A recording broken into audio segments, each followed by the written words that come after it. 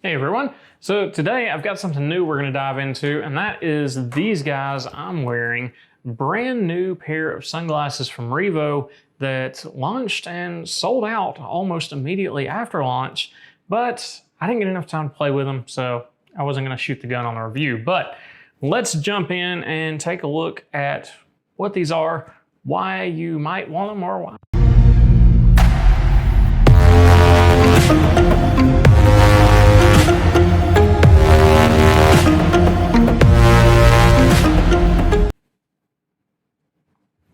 All right, so let's see what these things tick or what they don't tick box-wise, right? Yeah.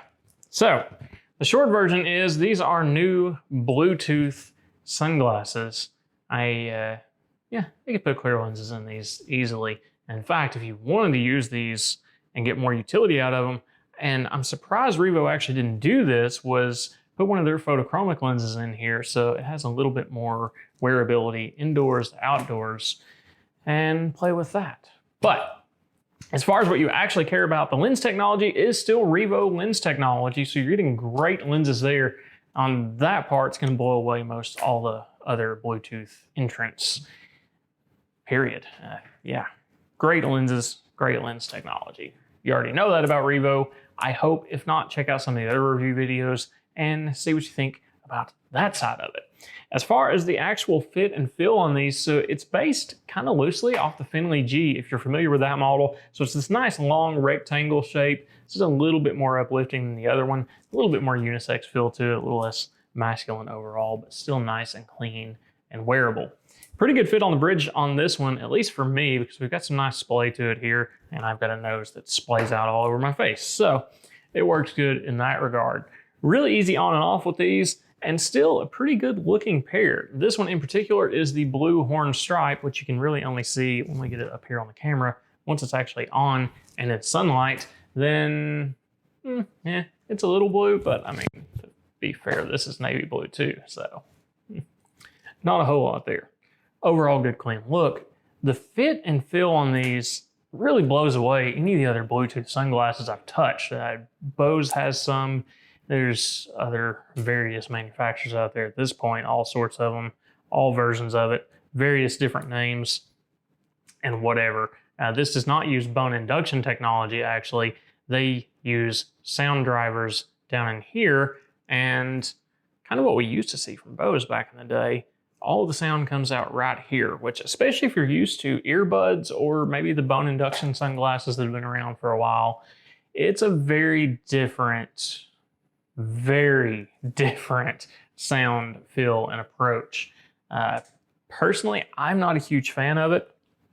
What they claim to do with these is what they call their Revo Whisper technology, which is some sort of sound canceling magic that I never really experienced, to be perfectly honest. I walked around, went for a nice walk, and listening to music was okay, but cars were overpowering it super easily. But the Revo Whisper technology is supposed to be a voice sound oriented tech. So can't really base it off of the cars so much, but trying to talk to people was not so great either. Overall call quality was amazing. Don't get me wrong there, but I am speaking specifically to the noise and sound canceling that they speak about these having. I didn't really get that much out of it, but with an open ear, it's really hard to get good noise cancellation anyways, right? If you have the earbuds, I do, I'm sure yeah. You've got a nice seal here, so that gives you better noise cancellation than you're ever gonna get from something like this. This is more, I guess, an implementation like you would have in cars, right? It's the microphones take the sound in, they put the sound out that's supposed to cancel it, and hopefully it works to do exactly what you want it to. For me, not so much. Not a huge fan of how that worked out. As far as utility, they fit great, they give you good sound.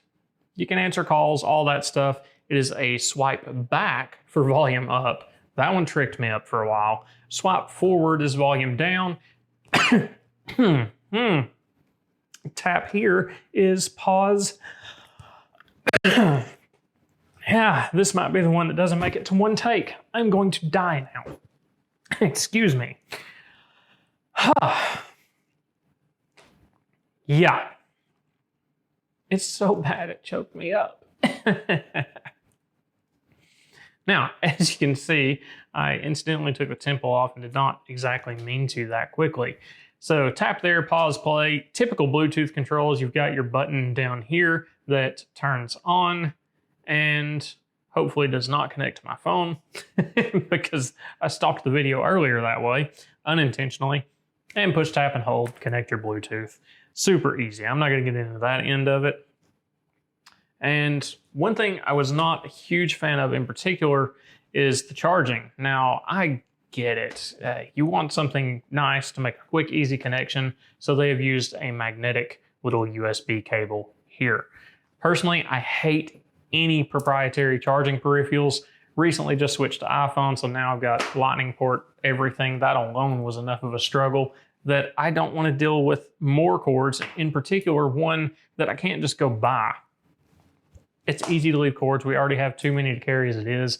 Why they did not just use USB-C, I couldn't tell you. I would have thought it would be something to do with water resistance.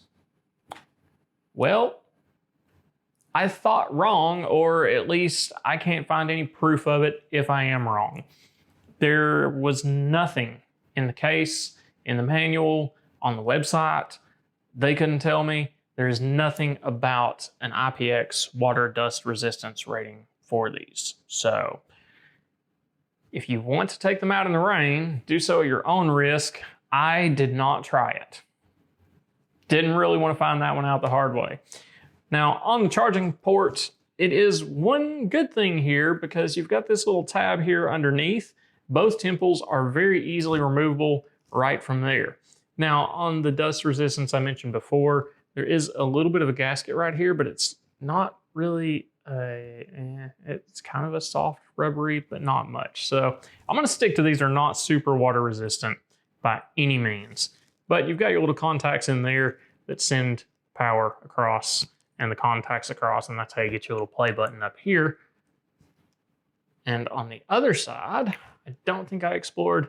Yeah, it connects over here. I don't know what connects over here. There's no functionality to this side, but we do have our sound driver over here. Maybe there's another battery in here. Maybe we should tear it open and find out. Yeah, not in this video. Maybe we will. That could be fun, right?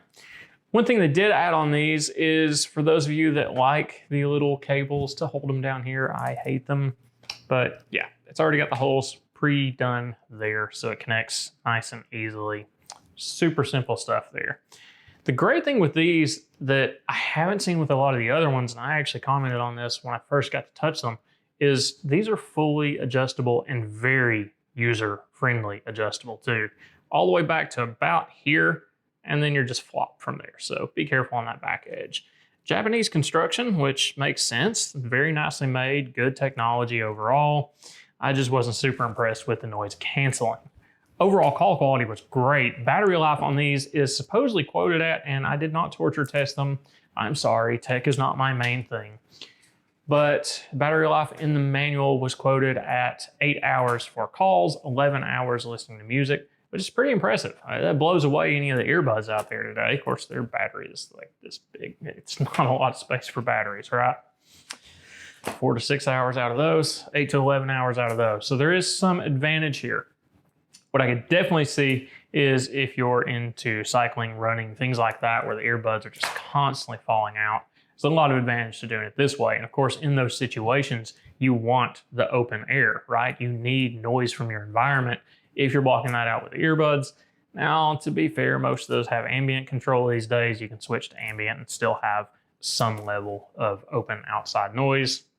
I'm coming up with more and more reasons not to love these as we go along, right? If it fits your ticket, is a great, great little kit. I definitely see some advantage there. The construction of it is really, really nice as far as the Bluetooth audio goes. Price-wise, I've seen them anywhere from $379 to a little over $400. The little over $400, I imagine, is because it did sell out so quickly, so vendors that have them are marking them up. I'm not. The ones I have are still $379. Just throwing that out there. And it will be, unless Revo has a price increase, we'll keep that SRP. I don't play those games too much. That's all I've got on these. Let me know your thoughts. If you have any more questions about them, I'll be happy to answer them down in the comments below. Otherwise, let me know your thoughts. Anything you would like to see with these differently so we can keep this going and get you the answers you need. I can always ask Revo if I'm not sure. Sometimes they know. I'll catch you guys next time.